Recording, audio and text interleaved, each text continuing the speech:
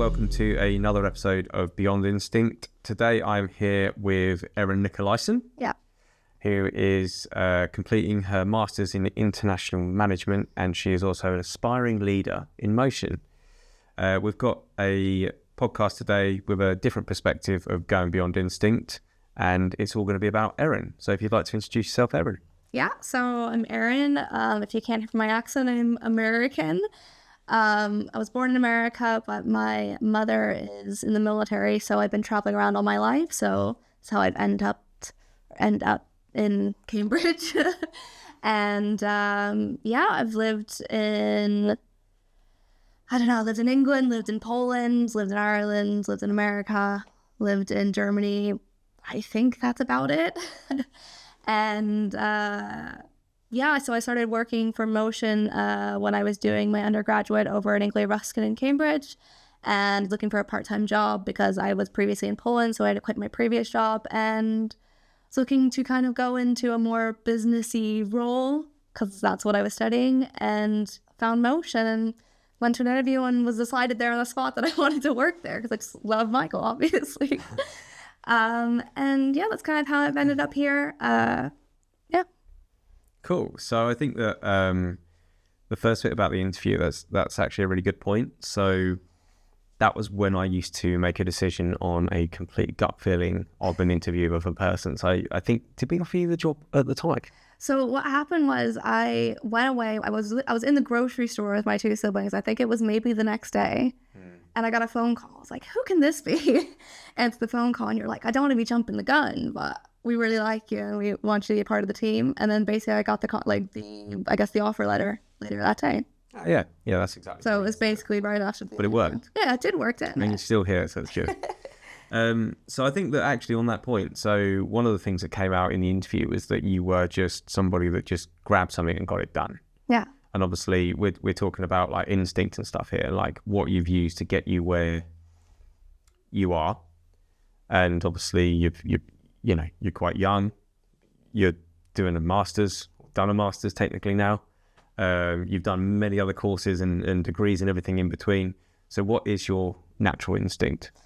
I think my natural instinct is to just address things head on. And if I think of something, I'm already looking for ways on how I can reach it in the future. So, I mean, if I want something, I'm going to get it. That's basically how I think respond normally. So how I get it, maybe a bit more head on than people like. But as you say, because I'm American, I think I'm a little bit more direct.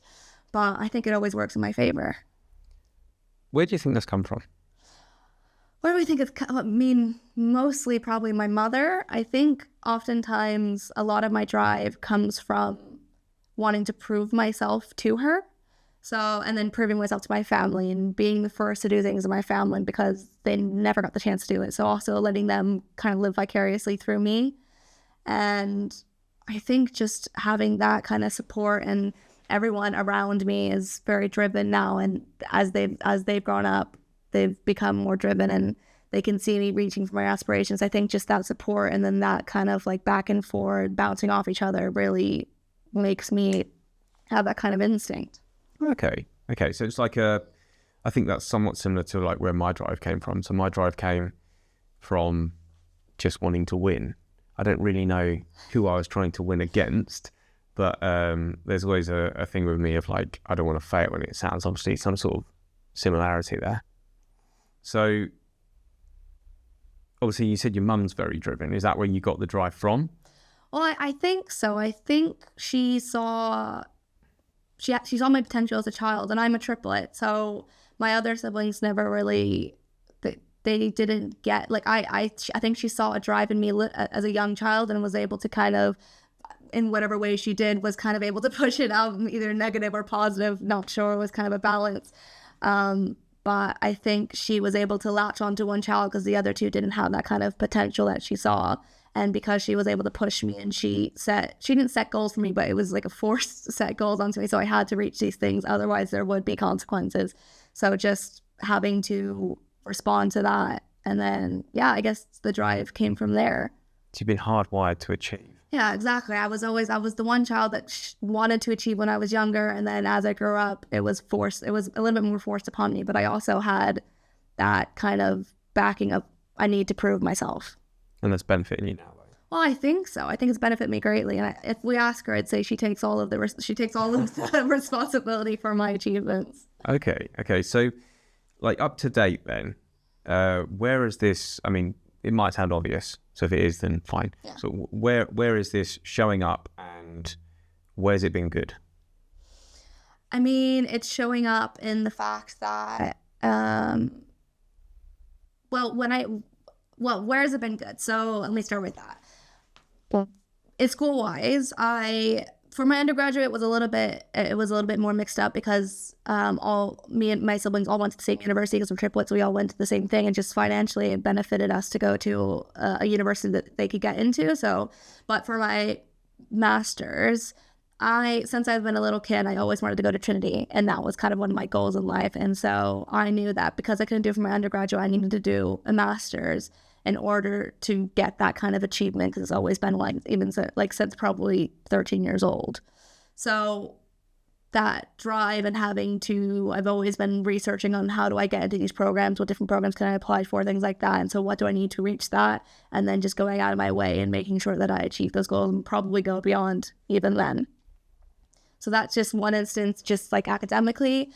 Probably professionally, something that was there is, in my undergraduate, they offered more classes, and I knew that I wanted to just make myself more distinguished than my peers so I can get better jobs and go to better roles, things like that.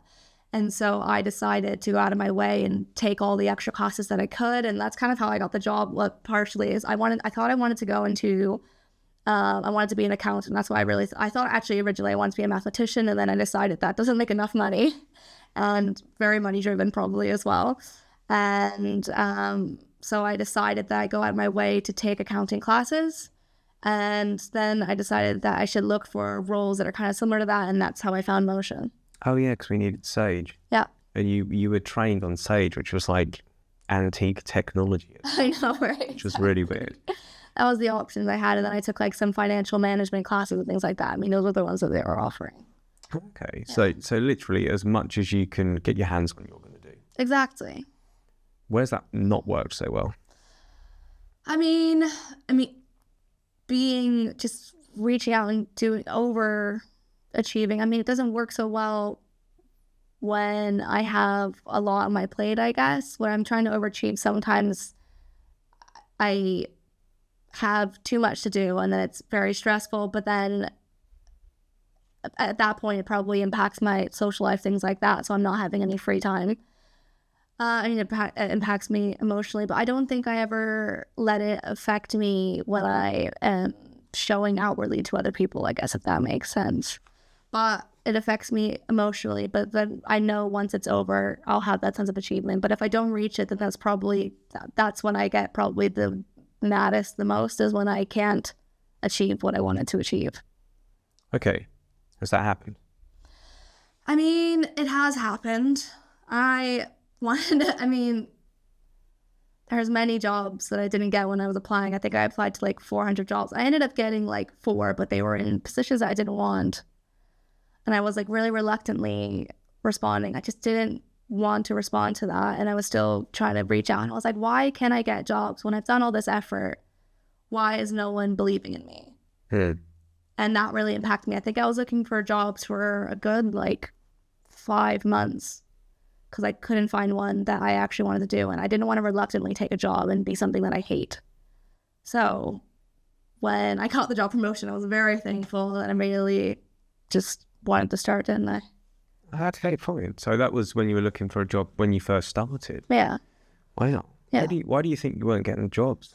Well, I wasn't getting the jobs because I was applying for jobs where they're not necessarily more experienced than me, but they were older than me, so people don't believe in younger people. I mean, I was only 20 when I applied, or 21. Yeah. And I guess that achiever mentality is nothing you can do with that to help that. No, exactly. Okay. You need someone to be able to back you up. I think when you're achieving, you need someone to be able to allow you to achieve, if that makes sense. No. You don't think so? Well, maybe. I think there always needs to be some sort of support that allows you to achieve. I mean, yes, you can achieve these things on yourself, but there's outside factors that impact you. So those people need to let you achieve as well. Yeah, you need space, don't you, sometimes? Yeah. And like sometimes you need, it is space where you just have to have the room to find your own way. Well, that to you. I think there's a balance between it. Yes, finding your own way, but also... And finding your own way and creating opportunities for yourself, but who impacts those opportunities is really what I'm saying is who impacts the achieving. Yeah, so if I reflected back on your instinct or skill set, like you are a self-solver. That seems to be where you are. Like, yes. If I go, can you turn that light on? You'll just search for the switch, right? Makes sense. And there's a lot of people that I'll say, can you turn the light on? And they'll go, where is the switch? And I'll go over there. How do I get to the switch? Right. And it's just a different way of thinking. So when I said you need that space to self-solve, you do. Others don't. Yeah. So that is a real big benefit in the role you're in, obviously. Do you ever think that can show up where it's not a benefit? Oh, it definitely shows up where it's not a benefit. I think it shows up when I'm trying to help someone who doesn't want to find their own way, if that makes sense. So it's really, I can find it very frustrating when someone needs a step for a task. I get that they haven't worked on it before, and I'm working on that as a manager. I get that they haven't done it and they don't know to what extent can they do what they do. But in my life, if someone tells me to do something, I'm able to figure out the steps myself. And also, like, I just think there's so many resources that can be used rather than having to ask the question. Like, you have resources to yourself that you can use. If that makes, like, I just get very frustrated with people. I think specifically, sometimes my sister is very opposite to me in that aspect, is she needs a step for step. And I think because we're siblings as well, that's most of our arguments is why can't you think the way that I think? Why can't you figure it out for yourself, if that makes sense? Yeah, and I guess that's where that achiever mentality sometimes sort of pauses you in your tracks. Yeah. Because I guess if you just went into the team and they wanted step-by-steps and you said, just work it out yourself, you're not going to have a very good team for very long, are you? Yeah, but I really want to have a team that does that. I want to be able to inspire a team to do that. Doesn't mean that they have to be that type of person, but I really want someone to come in and learn how to be like that. Okay, so here's a question for you. So in the view of leadership styles, right, what you've explained to me as your natural instinct is look how fast I can run, see if you keep up. Yeah. Right? That, like an achiever mentality. Yeah. Where have you had to go beyond that? Or where are you going to have to go beyond that to get that team? Well, I know it's a little bit, I don't know if it's the right way to look at it, but see how fast I can run so you can catch up. In my aspect that I'm looking at it, I want to be a manager where everyone achieves. So that is where I can achieve. If everyone wants to achieve on my team, that is where I think I've met where I want to go. Mm-hmm. So to go beyond that, I have to learn how to respond to people who don't do that, and then how do I help them grow? I'm not sure. I mean, obviously I find it quite hard to respond to things like that, but I want to be able to, it's already like I've set a goal for myself. So I don't know, really. It's a bit of a hard question to answer. Where can I go beyond instinct in that reference, I guess? I guess you'll just, from the pattern of Erin, yeah, you'll find a way. Yeah. The way you normally do. But I definitely don't want to create little errands, because then that's more competition for me. No one wants that. I remember when I started, I thought, why can't I have 5 mics? And I'd be like, that would be a nightmare. It would be a nightmare. Everybody would want to do something different. Yeah. And every single one would change something every single day in a different direction. It'd be chaos. It'd be horrible. But yeah, so I think that's a really good point where, obviously you're learning this role and you're moving into this role. And it's being aware that you want to support, you want to create a team of achievers, a high-performing team, which is what everybody's looking for. But I think even in that aspect, it's definitely been played out, because I want that team, but also I need to come to a more of an understanding where not everyone needs to be like that, because a team also works with people who do the day-by-day tasks instead of looking for how they can further that, if that makes sense. So I need to be able to adapt to that. I think that's adapt. That answers your question. You're adapting and changing the way that you are, not probably to the core, but just going, actually, in this scenario, me running really faster me running even faster, it's just going to leave this person behind. Yeah. And then you don't want to do that. So you're going to have to adapt yourself and go, okay, this isn't what I would do, which serves you really well, but what does this person need in that scenario? Exactly. But I think setting the goal for myself, and then like I said, I always think about how can I reach that goal. So that is still, it's tying back to my core way of responding, I think. Yeah, so it's your core way of responding, I guess, but it's just in the environment you're using it, not your normal skill set. Because obviously, no, of course, Erin that takes on more degrees, more classes, more masters, more everything. Yeah. You can't use that managing a team. No, definitely. Because it would just, there's an argument, there's a team out there that you could, right? And they would be like, I don't know, the most incredible, high-performing team. But they would also, as you said, they'd be competing against each other, not working with each other. Yeah. So there'll be high performance for probably a week before they start destroying each other inside. And that's just to the point then, I think, is the fact that you're just going to have to use different management tactics and skills and sometimes choose listening, sometimes choose driving, sometimes choose these other things, which at the moment you just have to stay in drive gear. Yeah. How are you going to find that? I mean, how am I going to find it? I think the big size says a lot. I think how am I going to find that is just purely experience. Yeah. I mean, technically, like theoretically, I have the idea of what to do, but how do I put that in place actually, especially I've been working in the industry, but am I truly familiar with all of the cleaning machines and what they actually, I know what they do, but to the extent that other people in the company know, like the engineers, things like that, how I need the experience and then hopefully I figure out a way to respond. And it's probably going to be a mixture of many different management tactics because there's so many different people out there in the world that we're going to hire, that we're going to need. So how do I reach that balance where I'm still being true to myself, but then also managing them in a style that they respond well to? Yeah. Without also, I never want to be, I know that micromanaging happens a lot, and I never want to be someone who micromanages. I think that would be the only aspect to my team that I don't want to have. So I want to be able, maybe in the beginning I'm micromanaging, but I want them to be able to reach a level where they don't have to have that be watched to that extent.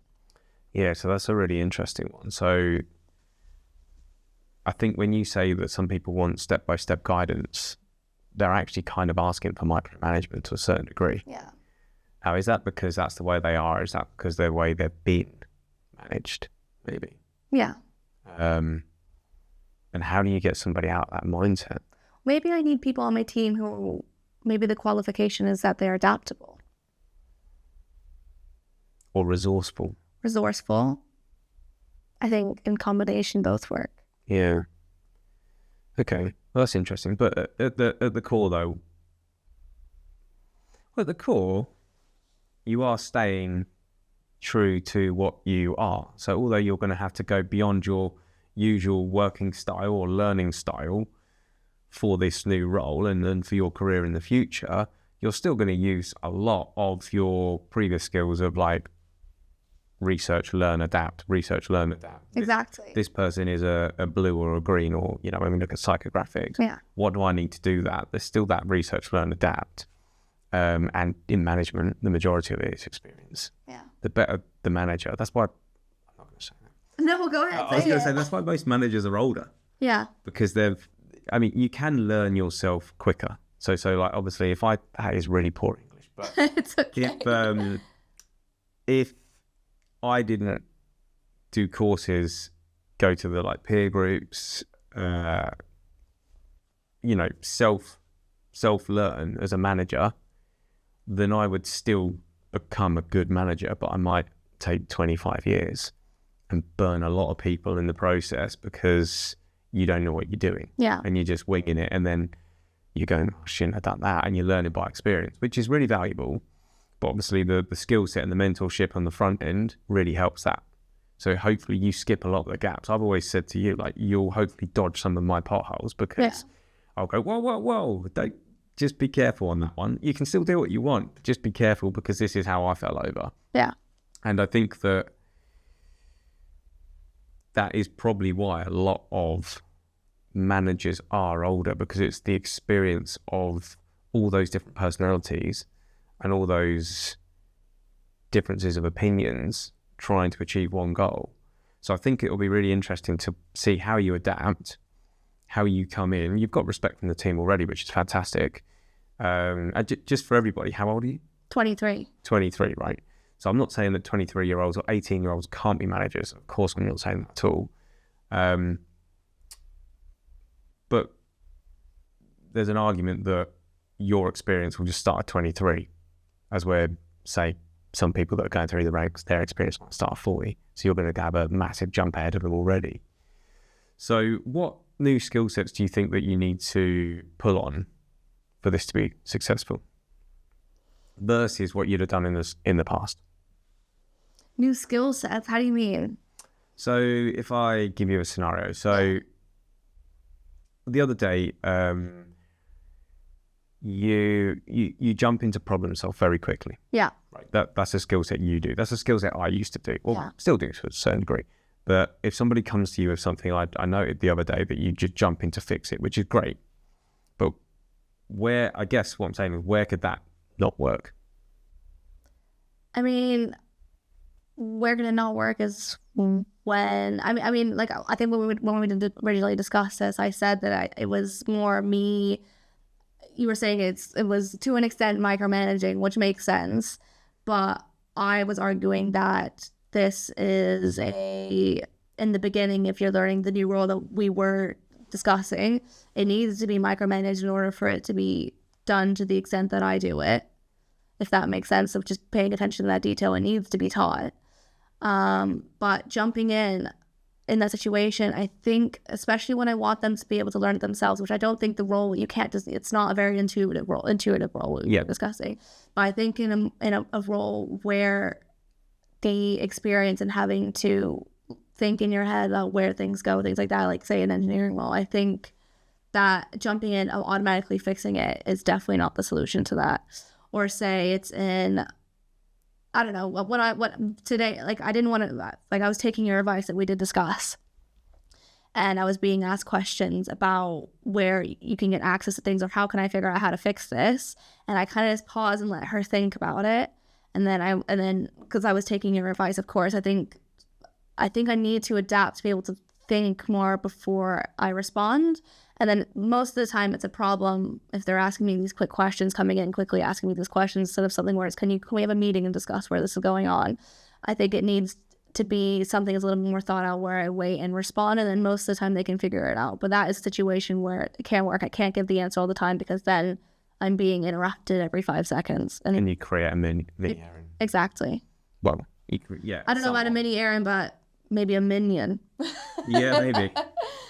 Someone who needs the answer immediately right there and then all the time, and they feel like they have the ability to interrupt when in fact I have other things that I'm doing, things like that. So that's not going to be an area where that would work, where I can't just go straight into solving mode.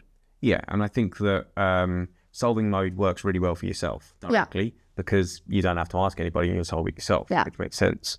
In an environment where you want somebody to be resourceful or adaptable, exactly. If you give them an answer, they're just going to come and feed more answers from you.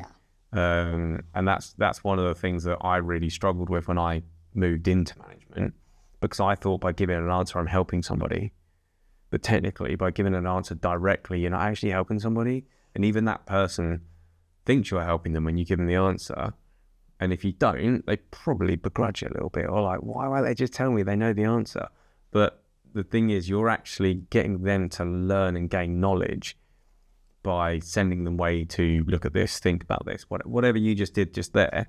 And then they then grow their knowledge, and then you end up with this team that has more knowledge than just everybody revolving around Erin, which, as motion grows, we're moving away from where it was 3 years ago, where Michael was the nucleus and everybody just surrounded Michael. Yeah. The last thing I want to do is pull Michael out, put Marcus and Erin in, and then everybody just surrounds Marcus and Erin. Yeah. Like, we want shared knowledge. So, I think that's one thing I really need to adapt. Like, just as experience grows, I need to get that shared knowledge that probably you and Marcus share, if that makes sense. A little bit more, they have a little bit more experience in the company. I need to get that because I've only worked full time maximum like 5 months in total from the time I've been here. Most of the time I'm working part time. So, and I also wasn't in the office for a lot of the time as well. So I need to get that in office experience the day by day, I think. Yeah. So I think actually though, managing the people side of things or managing the company is I think the skill set leans on the people and how you manage the scenarios of the people. So right. I had a conversation with somebody the other day of, if I picked a manager up from wherever and dropped them into motion, would they be a good manager? And the person I was talking with said, well, no, because they don't know the product, they don't know this, they don't know that. And I said, well, okay, but if we've got the resource in the company that do know the product and do know the pricing and are able to sell, then the scenarios will be the same. Yeah. The products will be different. So technically the answer is yes, you can bring a manager in and just drop them in and it work. Obviously they have to have the rapport and everything else with the team, right? And I wasn't thinking of doing it, by the way. But it was a scenario thought of, actually a little bit like me. I was actually thinking as well, if I just took myself today and put myself over somewhere else, can I manage that team? Do you think you could? I think I could now. I think 3 years ago, no, I couldn't. I think because I relied on all the information being Michael Russell and me knowing the product and me knowing the customers, me going, actually, I know that customer needs it this way and know that. As we're now, I've learned very quickly of, like, Joe will be dealing with some sales clients that I don't actually speak to anymore.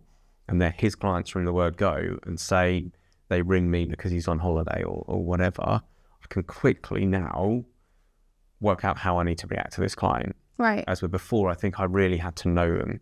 With now, I'm looking for key tells on this client likes this, and this, and I can kind of profile it and then work with them to the point where, actually, do you know what? I haven't broken any rapport from Joe, because I think I can do that quickly because I've worked with enough people and enough customers in enough scenarios to notice the patterns. So you think that's Erin laughing because she says, I notice patterns everywhere. You do. You love a pattern. That's what you always look for in a person. Like where can they fit into my patterns? That's what I think you look for most in people.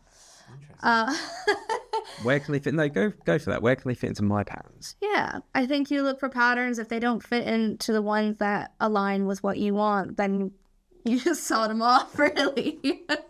Well, they go themselves. Let's say it the nice way. Yeah. I'm not like a tyrant, but like fit into my patterns. So do you think, like, instead of looking at a job role, I'm looking at a gap of a pattern that I'm trying to fit? I think so. I think you're always looking to fill the pattern, and when you find someone who doesn't fit into your pattern, you get very frustrated as well. I think you respond, you go, well, what actually do they want? Why are they acting like this? And then you're trying to find a pattern that matches it. You do this a lot. I don't think you probably don't notice it.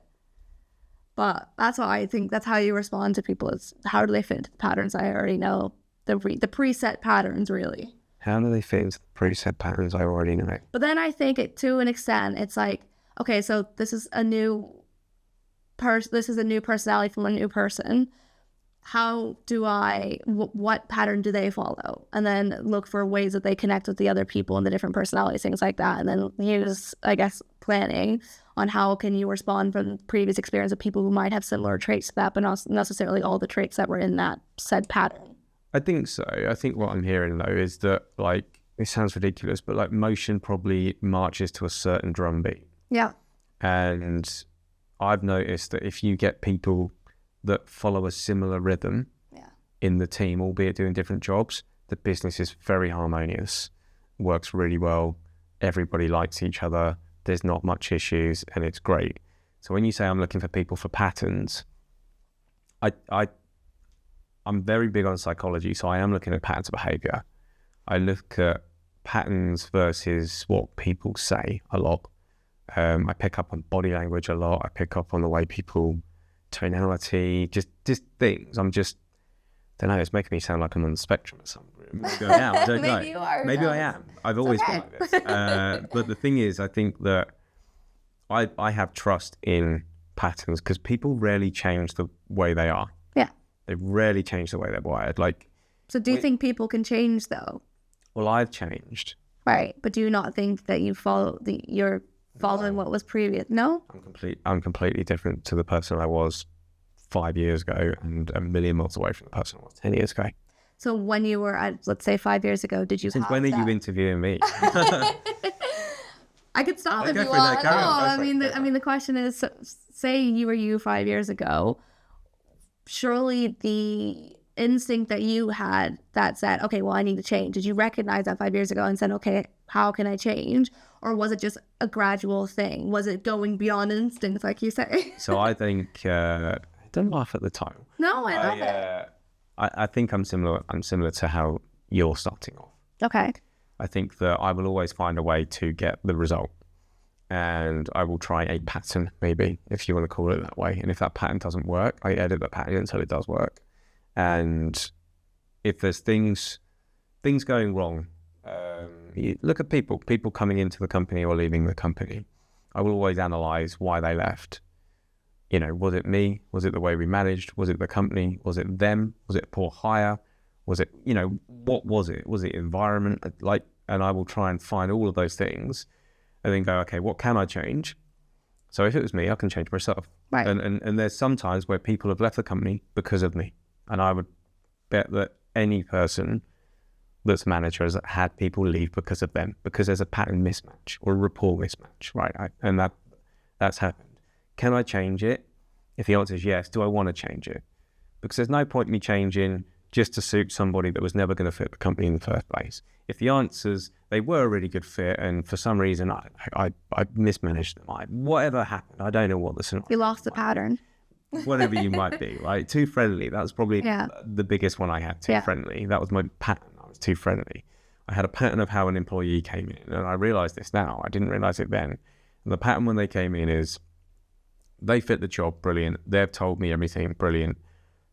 My first goal is to gain rapport with that person. That was my ultimate goal. Gain rapport, gain their respect, gain their trust, and then bring them into the company.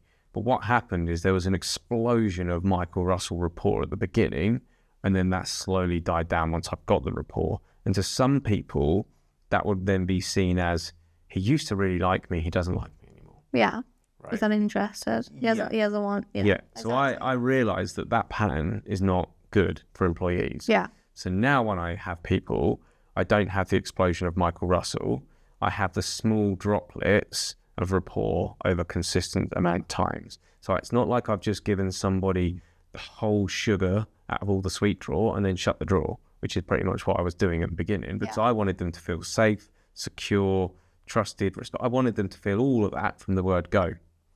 And I did that, but obviously that's not sustainable. Like I would be absolutely exhausted if I did that with 15 employees every single day and had to give them 150% of Michael Russell. It just wouldn't work. So that was a pattern I changed. There was other patterns or parts of me that I have done it's been a mismatch, and I thought, no, that person wasn't right. They said X, Y, and Z in the interview. You can only really judge them on 3 interviews and within about 3 hours. Right. And they didn't uphold themselves to that point. So therefore, I'm not going to change because they haven't held up their side of the bargain, kind of thing. So that scenario. But you can change, but you have to really want to. And I think that because of my hardwiring of I will always find a way and I want to win, I will always keep changing until I'm the ultimate version of myself, and then I'll die. Surely, yeah, exactly. I was going to say, surely there's no way to be ultimate version of yourself. Well, yeah, because I could download unless you turn into a robot. Yeah, exactly. Then you could. But that's kind of where I am, and I think people can change. But I think that the crux is a lot of people don't want to or believe they can. Because maybe they believe that they're already the best versions of themselves. Do you really believe that?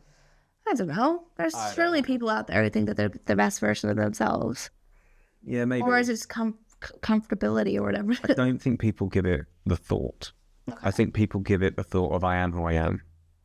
Oh, right, okay. I think that's kind of it. Or maybe they don't even think that. They just operate in the environment that's around them. How boring would that be? I think it's a majority norm of if you listen to people's language, there's a lot of like, this is happening to me. Yeah. Where really there is a lot that happens to people. I'm not going to say that, but there is always things you can do. Yeah. There's always ways you can see it. You can either take it as a gift or you can take it as a kick. You can, and sometimes that's hard. So I always say to Julia, my wife, like, I really do believe everything happens for a reason. And Julia said, one day you're going to be really tested on that when something really hard happens to you. And I said, yep, I am. But you've got to believe in something. I think everything happens for a reason as well. But I think that draws back to my Irish roots. Apparently, it really aligns with their cultural values is fate. It happens because it happens and it was meant to be. Yeah, and sometimes you can give your energy to something you can't change, which I don't really understand. But I think people can change. And I think this whole podcast is about people changing. Yeah. And most of it is actually sitting on leadership and when people move to management, because I think that's a catalyst of people having to change. Because if I managed people the way I fixed a car, I'd have nobody working with me. Maybe Marcus. Oh, right. Maybe still Scott, because they were mechanics as well. Yeah. But apart from that, no, I'd have nobody working with me, because you can't manage a whole team the way you would fix a car. It just doesn't work. Were you ever at that point where you managed a team like that? At the beginning, I probably Oh, was. really? It was the skill set I had. And I never went through university like you. So I had no understanding on management at all, apart from a small Tony Robbins course I did, which isn't really management, it's personal development, and a business course that I did that was run by a local, team. And that was good. That was really good. That sort of opened my eyes a little bit. But all of my management is through learn and self-improvement. Right. That's where, again, like, you said, can people change? I think if you want to, and you want to serve people and do a good job and be better than yourself, you can. There's a lot of managers out there that will say they are what they are. And if people don't fit their pattern, they'll sack them off. Yeah. So like, all these toxic managers, you must have worked for some. Well, a bit younger. But yeah. No, I definitely did. Yeah. Well, you work with somebody and you just think, how on earth has anyone working for you? Because do you know what? Some people fit them. Weirdly enough. Like if you have a horrible manager that treats people horribly, but that person's been brought up being treated horribly by whoever was around them, they'll stay with that because that's their home. Yeah. That's what they know. Yeah.